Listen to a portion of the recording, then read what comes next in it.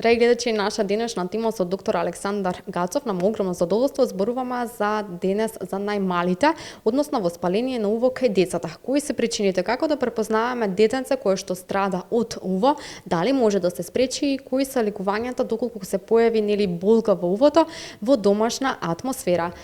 Докторе, ви благодарам уште еднаш што сте дел од мојата емисија. Навистина ми представува огромна чест и задоволство што пред се можеме да ги слушнеме вашите корисни совети кои што пред се и ние нели како родители и нашиве гледачи може да ги применуваат. Добре дојдовте повторно во мојата емисија. Добре најдов, благодарам и јас за поканата. Голем поздрав и до вашите гледачи. Темата за воспаление на ушите кај децата е доста така голема тема поради самиот факт што многу често децата боледуваат со своите уши.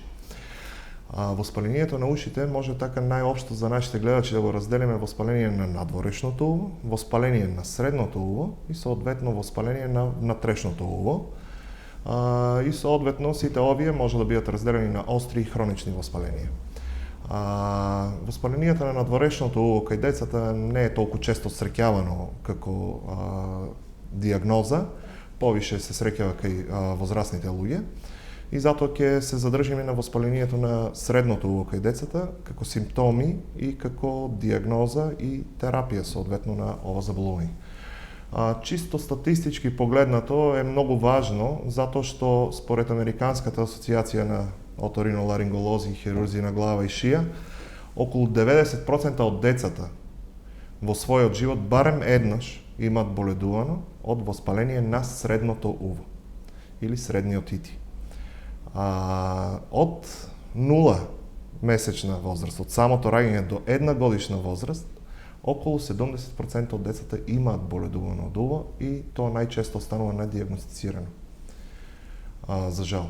И исто така, според истата таа статистика, од 1 до 2 годишна возраст, околу 89% од децата имаат преболедувано среден отит.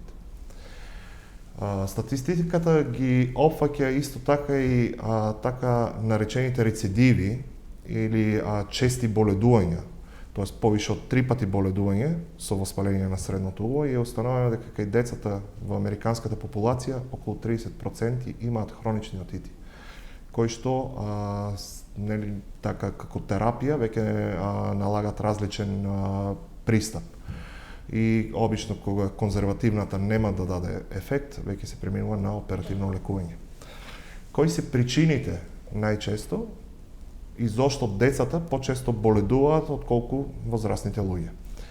Причината се наоѓа на причината за честото боледување кај децата е прво тоа што самите дечиња имаат трети крајник или аденоидна вегетација кој што луѓето возрастните го немаат. Самата местоположба на третиот крајник е во назофарингсот или областа која што се наоѓа позади носот кај луѓето и соодветно таму се отвара и естахиевата труба. Од тука иде самата врска на честото боледување почестото боледување кај дечињата отколку кај возрастните. Механизмот, патогенезата на возникнувањето на самиот среден отит е естахиевата труба.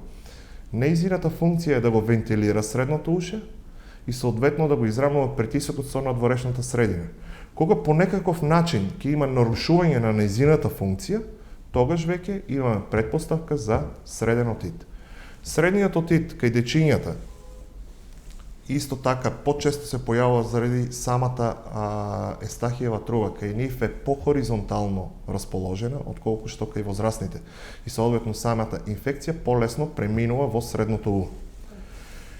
Кои се најчестите причинители, тоест со каква генеза што го предизвикува средниот отит, според испитувањата можат да бидат разделени во неколку групи бактерии, и тоа најчесто Streptococcus pneumoniae во 70% од случаите.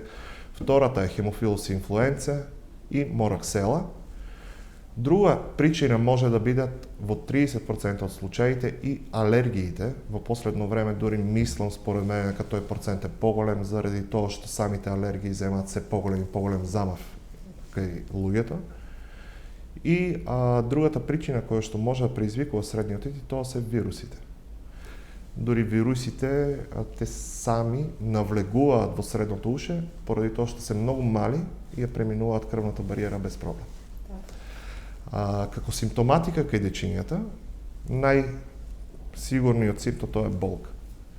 Сега, кај дечињата што се уште не зборуваат, кога има болка, се забележува дека децата почесто плакаат без да има причина за тоа. Главичката ја забиваат во перницата, исто така пробуваат да си го фаќат, да го влечат сами ушето, има висока температура. Сето тоа на родителите би требало да им биде еден знак кој што може да ги насочи дека евентуално нивното дете страда од среден отит или воспаление на средното уво. Друго, освен болката, како што кажав, тоа е високата температура и многу често исто така тоа е затнувањето на носот. Значи, во 90% од случаите треба да имаме затнување на носот повеќе од една недела, тогаш веќе секогаш треба да мислиме за воспаление и на средното уво. Ако пример детето после една недела затнување на носот обично дигне, почне да има температура, почне да се жали на болка, тогаш веќе треба да биде прегледано од специјалист оториноларинголог и да се започне адекватна терапија и навремена терапија и во правилната доза.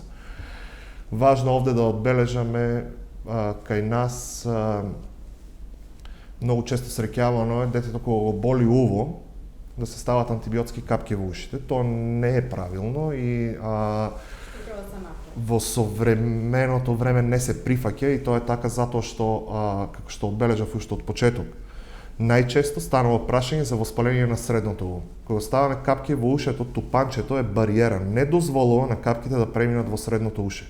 Инаку, нели, чисто логички погледнато, секојаш кога ќе се бањаме или ќе ни влезе вода во ушето, ние ќе правиме средни отити. Тоа е со еден збор да не се прибегнува веднаш на капки, затоа што во повеќето случаи, да не кажам сите случаи, тоа лекување не дава добар ефект и е непотребно. Родителите исто така за дечињата посебно кога ќе се пожалат на болка во ушите, обично тоа станува вечерно време, немаат избор, немаат каде да отидат на доктор и се чудат што да направат, по каков начин да помогнат на своето дете. Најдоброто што може да го направат е обично се дава нестероидни противовоспалителни средства или на така по-елементарно кажано парацетамол се дава на детето и обично до половин сат, до 45 минути болката стигнува. Веќе наредниот ден се оди на консултација за да се види од каков тип е самото воспалување на средното уше, затоа што не секое воспалување на средното уше се лекува со антибиотици. Пример за тоа е серозниот отит. 70% од случаите на средни отити, остри, тоа е серозен отит. Натрупување на бистра серозна течност во средното уво од воспаление. Овде терапијата е покажала дека со конзервативна, без антибиотик да биде вклучен, конзервативно лекување дава одличен резултат и по тој начин го стимулираме и имунитетот да биде подобар на детето и да може со овакви лесни инфекции да се преборува само. Затоа е добро и убаво да биде прегледан од оториноларинголог и соодветно да биде дадена адекватна терапија. Веќе кај гнојните отити, кои што представуваат натрупување на гнојна течност во средното уво, тогаш веќе е задолжителна антибиотската терапија и тоа во правилните дози. Зошто го кажувам во правилните дози? Кога станува збор за воспаление гнојно на средното уво, ако сакаме да бидеме ефективни, тогаш треба да бидат давани сите антибиотици во максимални дози. Најдобар ефект за сега според сите клинични проучувања, тоа е прва линија на избор е амоксицилин со клавулонска киселина, има најразлични трговски марки, и дозата е 80 мг на килограм тежина.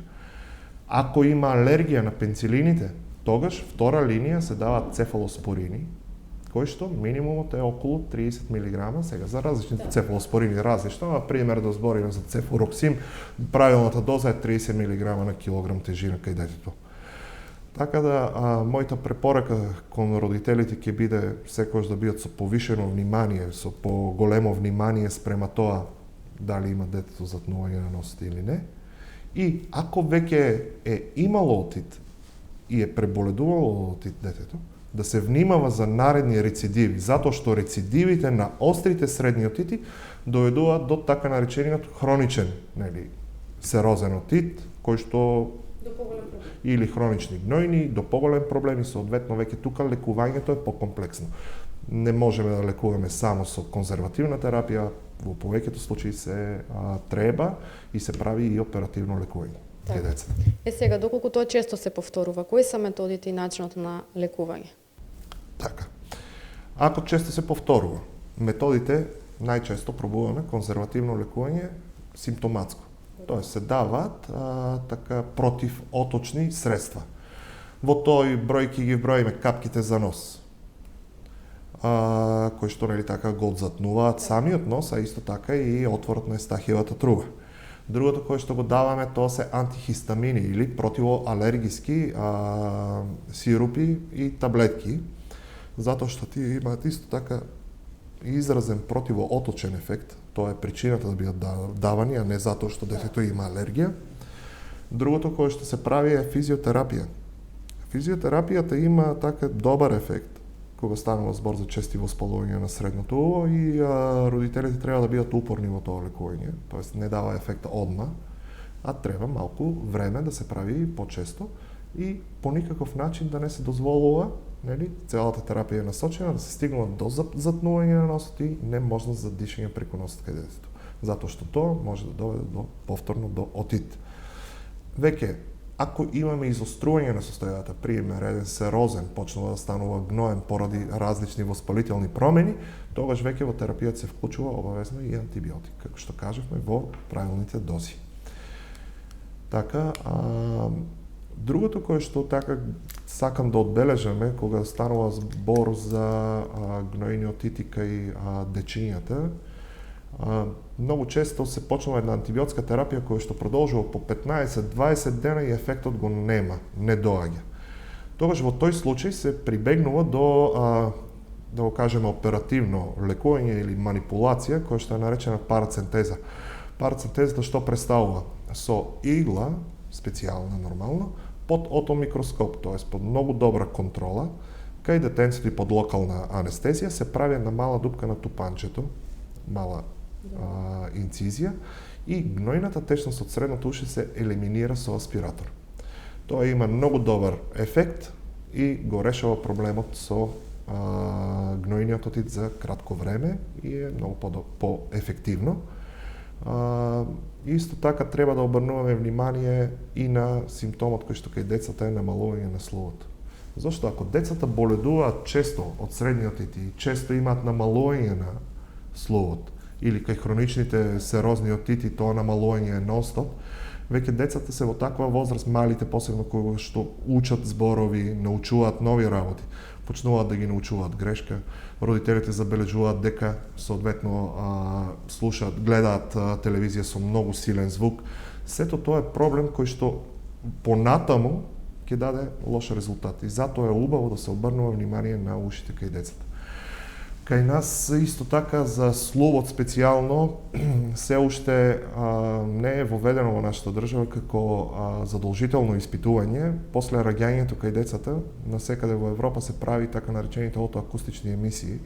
Отоакустичните емисии ги правиме заради тоа да се установи уште од мало детето дали има загуба на слух или не. Статистички погледнато, 2 деца од 1000 на секој 1000 новородени имаат еднострана или обострана загуба на слувот. Веќе кога тоа испитување ни покаже дека детето има намалување на слувот, може да се земат адекватни мерки, тоест да се направи кохлеарни импланти и детето да има апсолутно нормален развој, тоест да не изостанува по никаков начин од своите врсници. Таков апарат и кај нас очекуваме до пред нова година да имаме, соодветно да се прават тие испитувања во нашата ординација, да може да допринесеме по некаков начин за нормално развивање кај младата популација. Така, докторе, сакав тоа да ве прашам, доколку како родителите да дознаат дека, например, нивното дете не слуша. Кои се, например, тие знаци, како треба да направи? Тука спомнавме и гласната музика. Да, така, од почетокот кога детето е уште доенче, ако имаат направено испитување од акустични емисии, ќе се знае дали детето има загуба или не. Обично кај нас, многу на касна фаза, некаде околу едногодишна возраст родителите разбираат дека има проблем со детето. Дека детето не слуша и како го разбираат. Пример, зборуваат гласно, тоа не обрнува внимание, не погледнува на кај нив. Пуштаат на телевизор, пример, нели детски цртани, исто така не се интересни за самите деца. Забележуваат дека на детето кој ќе има некој силен звук зад него, тоа не се обрнува да погледне што се случува. И тоа е така се првите знаци кои што родителите ги забележуваат и ги терат да одат на консултација кај оториноларинголог и соодветно да се направи нешто за детето. Тоа не е правилно и не треба да биде така, затоа што веќе на 1 или 2 годишна возраст е касно и детето веќе има изостанување во развојот и соодветно е многу потешко и на родителите им требаат многу повише сила и напор за да можат своето дете да го вратат во нормално развивање.